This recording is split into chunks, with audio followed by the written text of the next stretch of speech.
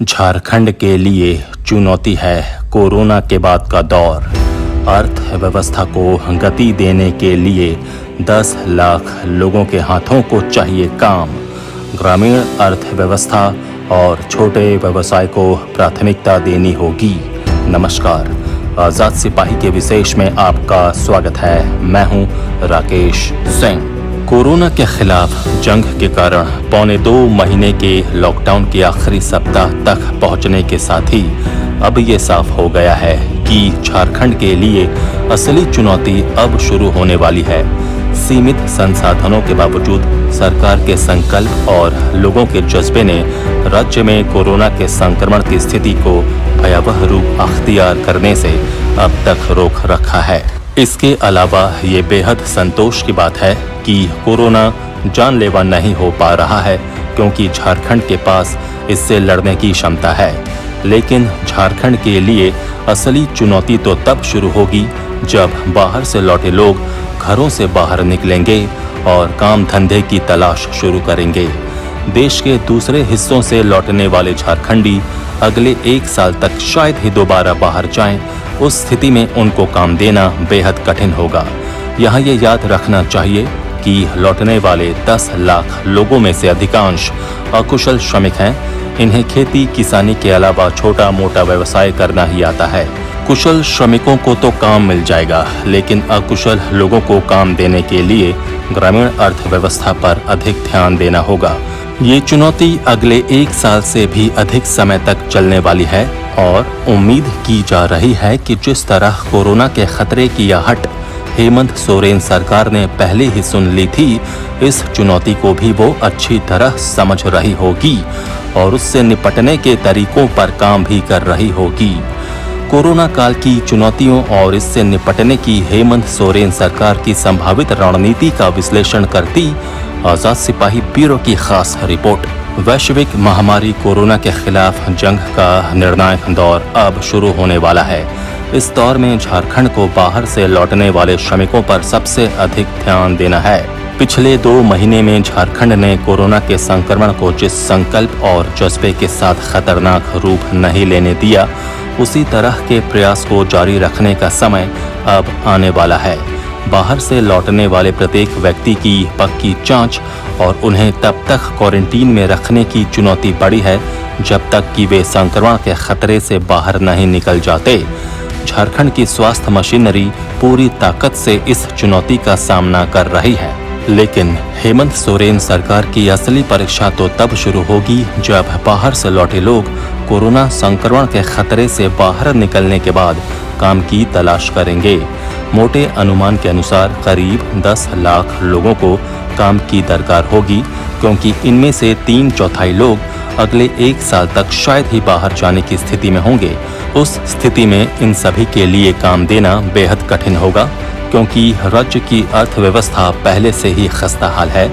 घर लौटने वाले इन लोगों के लिए खाने की व्यवस्था तो हेमंत सोरेन सरकार कर रही है और आगे भी करती रहेगी, लेकिन रोजगार देने के लिए आर्थिक गतिविधियों को सुदृढ़ करना होगा। विशेषज्ञ कहते हैं कि घर लौटने वाले प्रवासी श्रमिकों में से केवल 15% ही कुशल हैं। बाकी के पास कौशल के नाम पर कुछ नहीं है। वे या तो खेतीहर मजदूर बन सकते हैं या फिर 1000-2000 की पूंजी लगाकर छोटा मोटा व्यवसाय कर सकते हैं। झारखंड में खेती की हकीकत बहुत अधिक उजली नहीं है। इस स्थिति में हेमंत सरकार को हर हाथ को काम भी देना और अर्थव्यवस्था की गाड़ी पटरी पर भी लानी है। मौजूदा समय में इससे उबरने का सबसे बेहतर विकल्प कृषि और उससे संबंधित क्षेत्र ही हो सकते हैं। परंपरागत कृषि की सोच से उबरते हुए हमें इस क्षेत्र में कुछ नए प्रयोग करने की आवश्यकता है। कृषि वानिकी को बढ़ावा देना होगा। राज्य सरकार ने इस दिशा में सराहनीय पहल भी की है। ये कड़वी हकीकत है कि झारखंड में कृषि वानिकी को बढ़ावा देने को लेकर सरकारों का रवैया अब तक उदासीन ही रहा है। नतीजा ये है कि झारखंड की अधिसंख्य भूमि में एक फसलीय खेती होती रही है और काम के अभाव में लोग दूसरे राज्यों की ओर पलायन करते रहे हैं। जीडीपी के मानक भी इसकी पुष्टि करते हैं। राज्य की जीडीपी में कृषि का योगदान महज 14 से 15% ही है।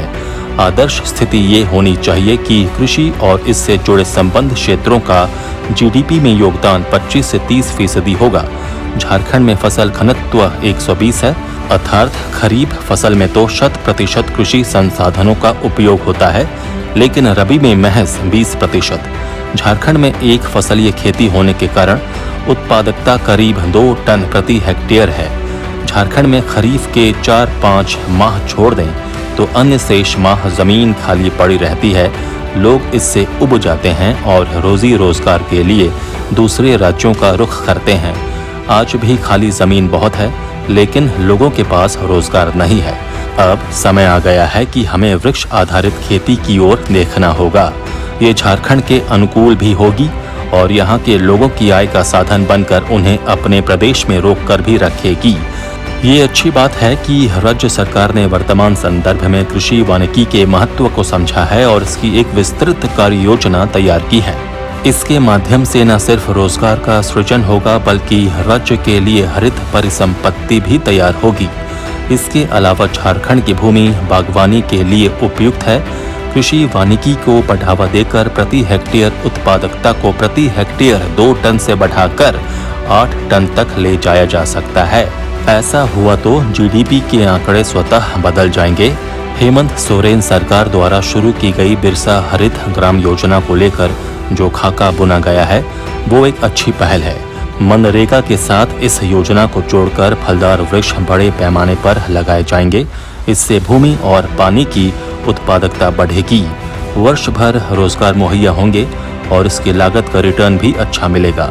योजना के तहत 5 करोड़ पौधे 5 सालों में रोपे जाते हैं। पहले वर्ष 1 करोड़ पौधे रोपे जाएंगे। हालांकि योजना को अमली जामा पहनाने में कुछ चुनौतियां भी हैं। कृषकों में कृषि वानिकी के अनुभव की कमी है। हमारे यहाँ से पलायन करने वाले लोग अच्छे श्रमिक तो हो सकते हैं, लेकिन वे बागवानी के जानकार नहीं हैं। उन्हें लगातार प्रशिक्षण की जरूरत है, जिससे वे इसे आजीविका के स्तर पर शुरुआत कर व्यावसायिक स्तर तक पहुंच सकें। सरकार को उनका कौशल बढ़ाने के लिए लगातार प्रयास करने होंगे। कृषि बागवानी का कौशल खाद्यान्न उत्पादन के कौशल से इतर और थोड़ा ऊपर दर्जे का होता है। ग्राम सभा के स्तर पर बागवानी मित्र जैसे लोगों की जरूरत पड़ेगी, जो बता सकें कि बागवानी कैसे करनी है। अच्छे पौधों की उपलब्धता भी एक बड़ी चुनौती है। इसके अलावा झारखंड ने पशुपालन, डेयरी और मछली पालन में हाल के वर्षों में उल्लेखनीय उपलब्धियां हासिल की हैं। इनको बढ़ावा दिए जाने से काम के अवसर पैदा होंगे। झारखंड में दलहन की फसल के लिए उपयुक्त जमीन है। यहाँ दलहन की उत्पादकता राष्ट्रीय औसत से काफी अधिक है। रबी के मौसम में सिंचाई की व्यवस्था हो जाने से यहाँ दलहन और तिलहन उत्पादन की काफी संभावना है। एक संतोषजनक बात यह है कि झारखंड कृषि और उससे जुड़े उत्पादों के मामले में राष्ट्रीय सूचकांक में थोड़ा पीछे है। इस कारण इस क्षेत्र में निवेश की अपार संभावना है। झारखंड में सिंचाई की समुचित व्यवस्था हो जाए तो कृषि उत्पादन बेहतर होगा। हेमंत सोरेन सरकार को अब अगले 1 साल के लिए एक कार्य योजना तैयार करनी होगी, ताकि आने वाली चुनौतियों का सामना किया जा सके। लगभग खाली हो चुके खजाने को भरने के साथ इस चुनौती का सामना हेमंत सोरेन कैसे कर पाते हैं, ये देखना दिलचस्प होगा। इसके लिए उन्हें छोटी छोटी आर्थिक गतिविधियों को प्रोत्साहन देना होगा और साथ ही मध्यम दर्जे के घरेलू उद्योगों को भी मदद करनी होगी।